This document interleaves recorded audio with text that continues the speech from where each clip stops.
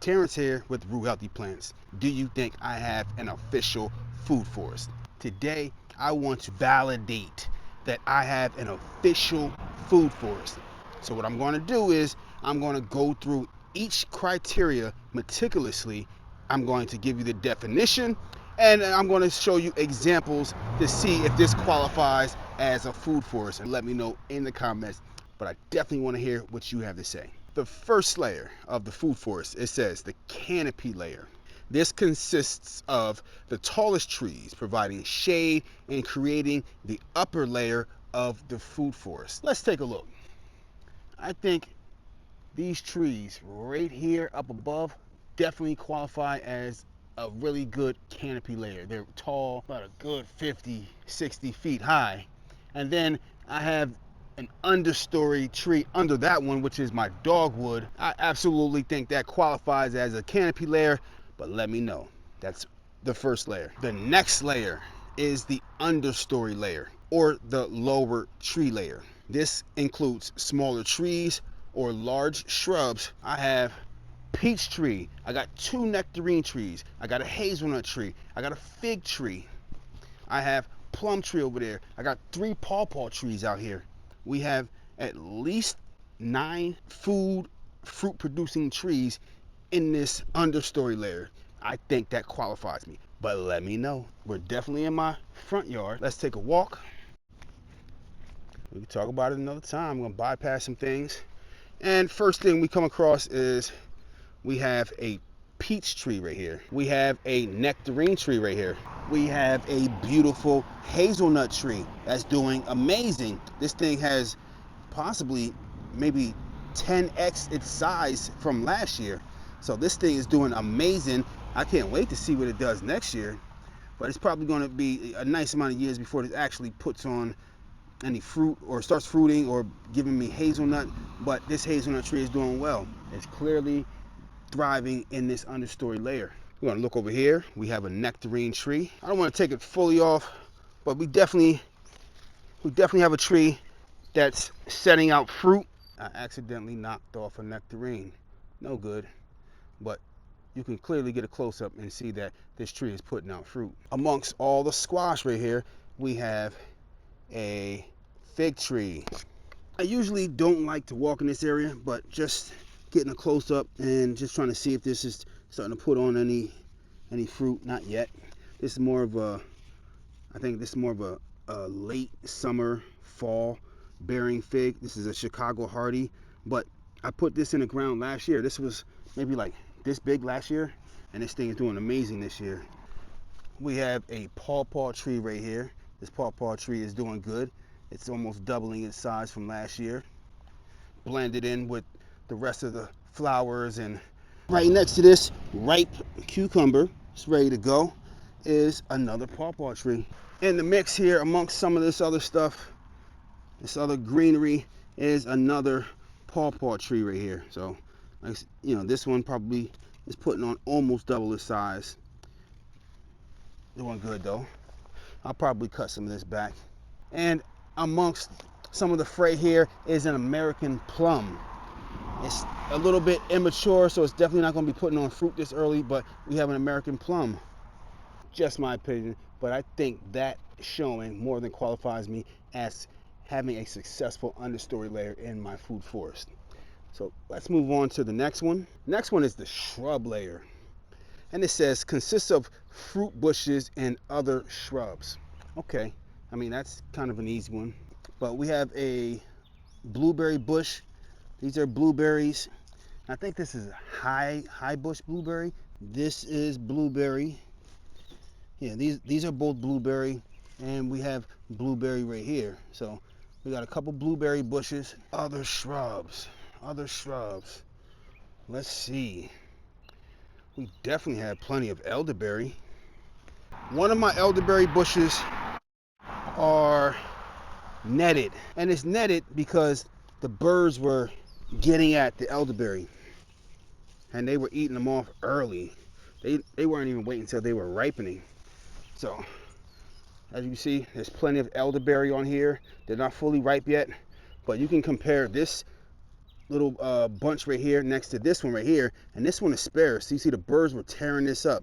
This one was flowering as this one was starting to put on fruit, and you can see the difference. So definitely netting your fruits and vegetables is definitely going to make a big difference in your yield. So I choose to net mine now, and I actually want to get some elderberry from my elderberry bush, but it's putting on a lot of new growth. That's definitely shrubbery right there. Now this elderberry is going crazy. This one is just finishing flowering. So we definitely have shrubbery growing out front, and we could run, let me just span across a couple other things. I mean, there's definitely some shrubbery growing on in here. You know, a little bit of this, a little bit of that. You know, do we got shrubs in the front yard food forest? We got roses. I think these are knockouts, pollinators. This is another type of rose right there. We have some false indigo. I don't know what that one is back there. We got some catmint. We got another rose under there, under that sunflower, hiding. That's a tree. That's not a sunflower, I don't think. That's one of them. There's something growing right there, but clearly you can see the remnants of what was a flower, a rose flower growing. But there's a rose bush under there. And then over there, I have a hibiscus. And we'll see what that turns into. But there's definitely shrubbery out here. I think I nailed the first 3 layers. I think what I just showed qualifies as a sufficient shrub layer, and I think I qualified for the first 3 layers of the food forest. Let's move on to the next one. So we're now on to the 4th layer, the herbaceous layer. Now we're getting somewhere. Ooh, let's see. We got to think about that one. What do we have? What do we have? Do we have herbs, culinary, medicinal? What do we have? Let's take a look. So we have some flowering thyme. We have some beautiful sage right there, flowering sage. I think catmint qualifies in the herbaceous layer, but I may be wrong. What do we have? What about a little bit of what we have here? We have some thyme right here. We have more thyme right here. We have some beautiful sage back here. Plenty of sage. And we have, I don't think prickly pear can be considered herbaceous, but we are putting on some fruit right there. Look at that. That just finished flowering. We got fruit coming. We definitely have thyme. So thyme, sage, I think that qualifies. Y'all let me know. That's herbaceous. We also have tarragon, aka, I think it's aka Mexican mint, but we have tarragon. Let's see. Now we're hitting the ground cover layer. Includes edible plants that spread horizontally and act as a living mulch. What does that? Spreads horizontally and acts as a living mulch. Let's see. How about cabbage? Can cabbage be considered ground cover? I don't know. We have cucumbers. Cucumbers spread horizontally. I think that could be considered living mulch. What do we have here? Winter squash. They spread horizontally. Look at that. Plenty of winter squash. We can consider that a mulch or a ground cover. I think that works. Strawberries spread horizontally. I think that can be considered in that bunch right there. We have more strawberries. I think my strawberries can be considered ground cover because these are growing, these are spreading. We got strawberries in another section right here. Plenty of strawberries. Look at these beauties right there. Look at those. See, we got plenty of strawberries on there. Got a couple, not plenty, but we got a few. But I think we have a few things that are considered ground cover layer. But I'm going to come through and I'm going to riddle everything with so much beans. I'm getting ready to add in my ground cover layer, so that's still coming. I have a lot of beans that I grew last year, that I harvested seeds, a lot of black beans, cowpeas, so much. And I'm going to come out here, Roman beans, and my ground cover layer is still coming. So this is just the beginning parts of it. We have the ground cover layer partially covered up here in my front yard. I definitely have some stuff going on in the backyard. And I haven't even touched or shown any footage from the backyard yet. This is just front yard food forest. So I want to definitely make sure I cover all aspects in my front yard, but also in the backyard too. Today is just about the front yard. And I definitely have more ground cover to come. So many beans, so many peas, so much stuff that's just going to make this food forest just come to life. All right, the next layer is the rhizosphere layer or root layer. I might be lacking in that area up here. Nope, got it. Ha! No, you ain't get me. You ain't get me. Nope. Almost stumped myself. We got carrots here. Got carrots sticking out of the ground here. Carrots sticking out of the ground here. You see those? We got carrots here. You know, I had beets over here last year. I think my garlic that I have hanging here that I harvested out my front yard. I harvested onion out my front yard, and I just showed you carrots that are in my front yard. Now I have carrots all around, and I have potatoes in my backyard, but this should qualify me as having a rhizosphere layer. I think that qualifies me. I think that does it. Y'all let me know in the comments. The last layer, because I done showed you evidence of every other layer, this one might be tough. I don't know. What climbs? The vertical layer or vine layer. This layer is made up of climbing plants and vines. Now, I already showed you squash. Those winter squash will climb. They can put out like tentacles and they will climb and hold on to stuff. You know, those can go up trellises. So I think that qualifies me right there as part of the vine layer. But right there, see something climbing on the fence.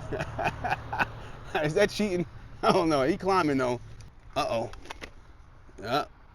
We got some plants climbing right there. They're climbing. They're working their way up. You see them down there? They're working their way up. They're gonna make this thing look nice, but they working their way up. They climbing. I don't know if does that count? Does that count? I'm gonna let y'all decide in the comments whether I successfully showed all 7 layers of food forest. Now this front yard may be slightly lacking a little bit, and I could put a better impressive showing of the food forest, which I'm going to continue to do that. And I have other things in my backyard. I have grapes and other things that climb, and I got climbing beans and, you know, so many things. It's coming. I'm telling you. A lot more different squashes, so on and so forth. But I think I put on, even if by technicality, I think I showed you a good, sufficient food forest. And you can do this too. You know, I started this food forest last year, and this thing is looking amazing. It's looking like I've kind of been here for a while doing what I'm doing. And, you know, I feel inspired. I feel self-inspired. I feel self-motivated. And I hope to actually motivate and inspire you to do this. You know, I put this food forest in my front yard to show the neighborhood that we can all become self-sufficient, grow our own food, and it's not that difficult. In my backyard, I think I'm putting on a clinic as far as like the picture perfect food forest and what you can actually accomplish. And I have so much more to do, so much more to accomplish. But the front yard is a little bit more just wild and chaotic, but just evidence that food will be growing. People used to come by last year and see, oh, what do you got growing? Oh, you can see peppers, you can see strawberries, you can see tomatoes, you can see squash, you can see so much food. You know, I put this fence up to protect from the deer. It's just more of just leading by example and just showing the passerbys, the community, the people walking their dogs that, wow, you know, I want to do that too. That looks amazing. It's food growing in the yard, and it's continuing to be free food for me because I harvest my seeds. So this is food is medicine. This is something that's therapeutic for me to do. Come out here and do this, and actually filming these videos. You know, I feel inspired and connected to community by making these videos and talking to people. And this is just getting the conversation started. You know, food deserts shouldn't be a thing. So if we can start growing more of our own food and understanding how nature works and how we can all do our part and maybe even swap foods for other food, I think we become a little bit disassociated and disattached to nature and to humans. If we can get back to communicating with our neighbors, our community, back on the barter system. You know, you do this, you do livestock, I do vegetables. This is what I'm good at, this is what you like to do. And we can all, you know, become self-sufficient together. You know, if you got some value out of this video, if you found it entertaining, if you found this video just inspiring, and maybe you have some questions or you have critiques, who knows, put it in the comment section. I appreciate you nonetheless, and I look forward to seeing you on the next one. Terrence here with Root Healthy Plans. Was this a successful food forest? Y'all let me know.